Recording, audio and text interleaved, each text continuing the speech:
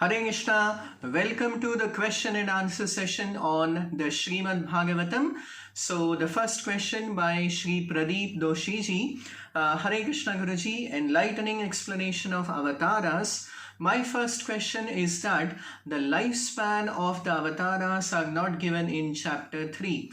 So yes, in chapter 3 of the Srimad Bhagavatam, first canto is the description of the Purushavataras as well as the Leelavataras, but there is no mention about the lifespan of any of the avatars because it is an irrelevant subject matter. It's an irrelevant topic because it is always stated in the scriptures throughout that the Supreme Lord in all his incarnations, all the divine forms of the Supreme Lord in all his incarnations are ajam, are unborn, without any material birth, without any conception of birth or death. So the example is given just like the sun rises in the east and sets in the west. So it is if someone says that the lifespan of the sun is about 12 hours from morning sunrise to sunset, then that is a completely wrong conception. The sun neither takes birth in the morning nor does it die in the evening. It just rises and sets. It is according to our relative vision that we have day and night according to the movement of the earth and the sun. So likewise, for the Supreme Lord, there is absolutely nothing called birth, death, and a temporary lifespan. The Supreme Lord's existence in all his multifarious expansions and incarnations is not a temporary manifestation limited to some lifespan or some limited number of years. As stated in the Srimad Bhagavatam 1.1.1, all the divine forms of the Lord are dhamna svena sada, are eternally situated in the kingdom of God in the spiritual world.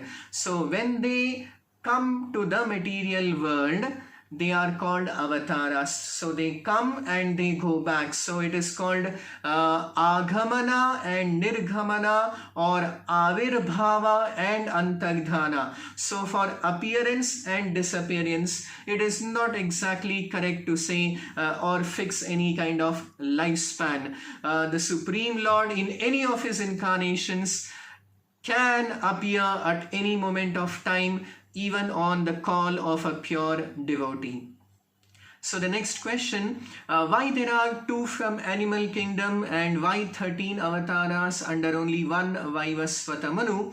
So actually the various avatars of the Supreme Lord are spread throughout all the Manvantaras. So just like Narasimha Avatara was at the beginning of creation, or there is the Matsya Avatara which took place twice, once in the Swayambhuva Manvantara and once at the end of the Chakshusha Manvantara and the beginning of Vaivasvata Manvantara.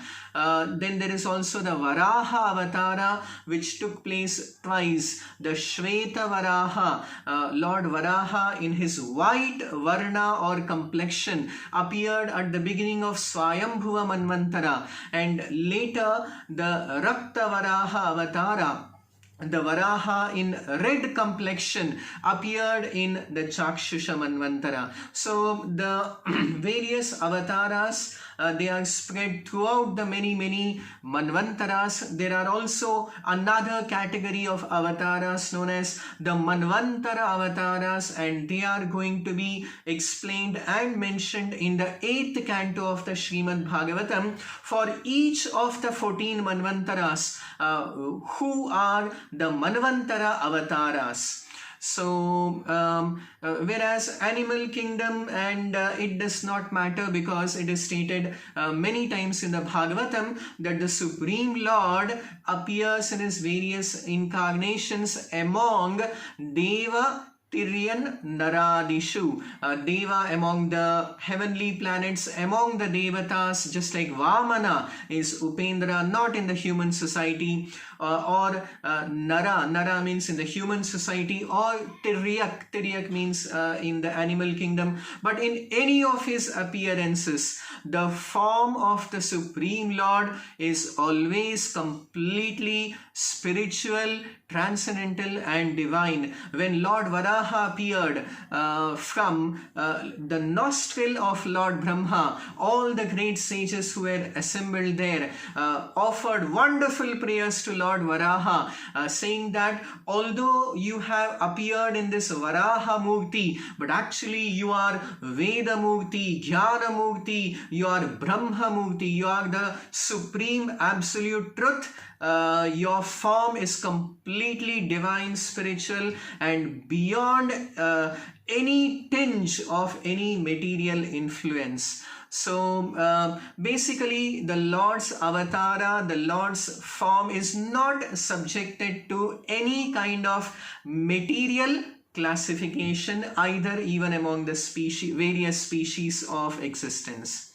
The next question, Guruji, please elaborate the difference between Gunavataras and Purushavataras, as Brahma and Vishnu are common in them, and in Purushavataras, Vishnu has two forms. So actually this is a very technical understanding of the Purushavataras and the Gunavataras. The Purushavataras, who are 3 in number, are all the 3 forms of Vishnu, who are the predominating deities of Prakriti, and those 3 are the Karanodakashayi Vishnu, Garbhodakashayi Vishnu and Kshirodakashayi Vishnu. Whereas the 3 Gunavataras of Lord Vishnu, Brahma and Lord Shiva are the predominating deities of the 3 gunas, which are the manifestations of Prakriti. So basically Prakriti is there, which is the sum total of the gunas and everything. So there is Prakriti, and the Purushavataras are the predominating deities of Prakriti, whereas now Prakriti again as a subset consists of 3 gunas, Sattva guna, Rajoguna and Tamoguna, and the predominating deities of the 3 gunas are the 3 Gunavataras. The next question, there is some confusion about the 21st Leela Avatara, Lord Buddha. Some say it is different from Gautama Buddha. Please clarify.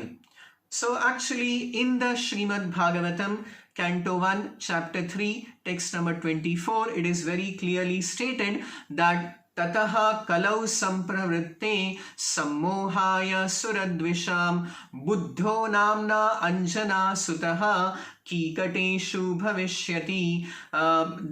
Here it is very clearly stated that Lord Buddha is the same as Gautama Buddha. He appeared in Kikateshu bhavishyati, that he would appear in Kikata Desha, which is the present day Gaya province, of which Lumbini was a part during those times, where Lord Gautama Buddha appeared, and Anjana Sutaha, he would appear as the son of Anjana. So according to Srimad Bhagavatam, it is very clear that Buddha is the same as Gautama Buddha, whom we study of in history, who is very popular. And if there is any other contention or any other claim, then they should prove it the scriptural references and evidences. Then the next question is the 8th avatara Rishabhadeva same as the first Jain Tirthankara? So yes, among the Jain Tirthankaras, the first Tirthankara is regarded to be Rishabhadeva, who is the same as the 8th Leela Avatara, who is described in the Srimad Bhagavatam, 1st canto, in the 3rd chapter, in the 12th verse, that अष्टमे मेरुदेव्यां तु नाभे जात उरुक्रमः दर्शयन् वर्त्मधीराणां सर्वाश्रम नमस्कृतं. He appeared as the son of Nabhi and Meru Devi. So further description of the divine activities and of the Leelas of Lord Rishabhdeva would be explained in the 5th canto of the Srimad Bhagavatam. So he is the same as the first Jain Tirthankara. The next question is, why is Suta Goswami not in the list of avatars while his father's name appears in the list? As you had explained, Suta Goswami was at a higher level of self-realization.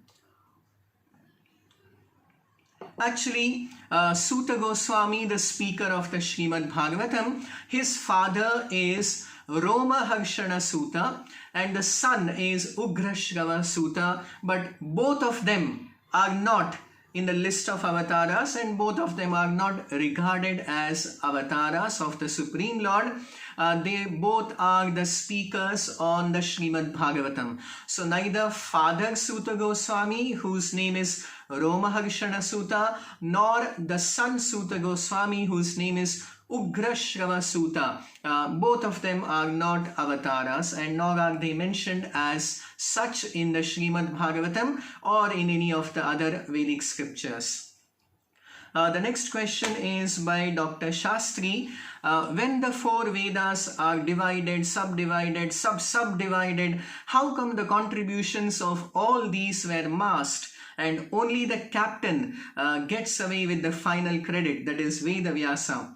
Since we refer only Vyasa has done all these, it creates a problem like intellectual property rights. Or was it like the research guide gets credit for every paper and work done by his students? Clarify. So first thing is that Vedavyasa is the one who compiled all the Vedic scriptures. And then he did the first division into 4 parts. Vedam Ekam Chaturvidham. So the first most important task of compiling all the Vedic scriptures was done by Veda Vyasa, and therefore his name is Vyasa, or the compiler of all the Vedas. And after that he divided it first into 4 parts, gave it to 4 of his disciples, so that they become specialized and they become expert in that particular branch of the Veda. And then further that disciple divided that part of the Veda into further subparts, so that that particular disciple becomes specialized in that particular branch and section of the Veda. So what work is being done by the disciples and the disciples of Veda Vyasa cannot actually be called as Vyasaha. So Vyasaha means the compiler of all the Vedic scriptures. So that work was done by Veda Vyasa only, and therefore the entire credit goes to Veda Vyasa. The later work is not, that is called the Shakha and Upashakhas of the Vedas, were done by the disciples and the grand disciples and the disciples of the disciples. So that is called the Shakhas and Upashakhas of the Vedas. This is not the work of Vyasa. So in every Manvantara there is the incarnation of Vyasa, one who compiles all the Vedas for the benefit of the entire human society. So the later division of the Vedas is a different work altogether. So, and even they have been mentioned in the Srimad Bhagavatam and in some of the Vedic scriptures. The followers of that particular branch of the Vedas also do identify and give credit to their respective acharyas who are in the disciplic succession coming from Veda Vyasa. But Veda Vyasa being the most important Guru, Acharya and the spiritual master, therefore his appearance day, which is going to come shortly in the next month, is celebrated as Vyasa Purnima, is celebrated as Guru Purnima, because he is the most important Guru or spiritual master among all the Acharyas, and he is worshipped by all the 4 Vaishnava Sampradayas, by all the Smarta Sampradayas. So everyone regards Veda Vyasa as their supreme ultimate Guru. The next question is a very interesting coverage of the creation of Vedas. My question is, how did Vyasa Maharshi ensure that all the disciples in the chain were following the same philosophy of the parts in the same style?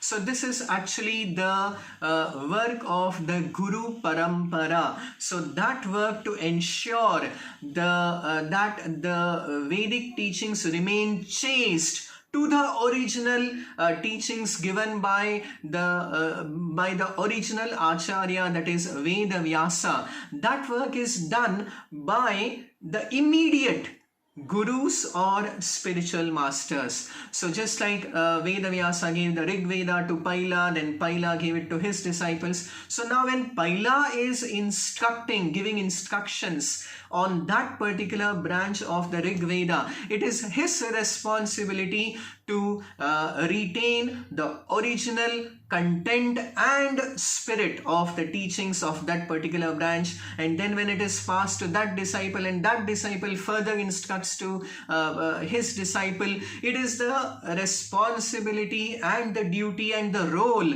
played by that Guru to remain, to keep the original content and spirit of that part of the Veda. So this is called the chain of Guru Parampara or Sampradaya, and in the Padma Purana it is stated that Sampradaya Vihinate Mantras Nishphalamataha, that any mantra that is received outside this chain or link of disciplic succession will not have its potency or effect, because that particular chain of disciplic succession has maintained the original content and spirit of the teachings as given by the original Acharya Veda Vyasa. The next question is, all the disciples in Dwapara Yuga were not only Shrutidhara but could also compose verses as well as fly as well as sing. How did they obtain these skills? So actually every yuga, just like there are different expressions and different varieties of environment in the different seasons. There is it is very cold in the winter season, it is very hot in the summer season, there is rain in the rainy season. So the environment changes according to the seasons. Likewise, the physical and mental capabilities of the human beings also change according to the various yugas. So the Ayushya, the lifespan itself, is completely different in Satya Yuga. It again comes down, it differs in Treta Yuga, it again differs in Dwapara Yuga, and it is the least in the Kali Yuga. Lifespan, Ayu is the least, physical and mental capabilities are also the least in Kali Yuga, and therefore the most potent spiritual practice has been given in the Kali Yuga, which is that of Harinama Sankirtana, and therefore it is stated that Hare Nama Hare Nama Hare Nama Iva Kevalam Kalau nastyeva gatiranyatha. That in this present age of Kali Yuga, there is no point in trying to increase our physical and mental capabilities to match that of the people of the earlier yugas, because it is not possible. What is possible is we can match our spiritual advancement and achievement and even surpass the people of the previous yugas by the supreme practice of bhakti yoga, which is open to everyone in Kali Yuga. So the next question, the final question is, how did only one incident of expulsion happen of Vaishampayana Rishi when hundreds of co-authors were involved? So actually this is the expulsion in the Gurukula, in the ashram of Vaishampayana Rishi. The expulsion was of Yajnavalkya Rishi, who exhibited a little pride. So the cause of his expulsion was his expression and exhibition of pride and superiority over his co-god brothers, over his other students. So therefore he was expelled by Vaishampayana Rishi. So Yajnavalkya but still was very sincere in his search for the absolute truth, and therefore he approached the sun god, the Surya Devata, and he received a new set of the Yajurveda mantras known as the Vajasani Samhita. So his expulsion is a standout and extraordinary expulsion.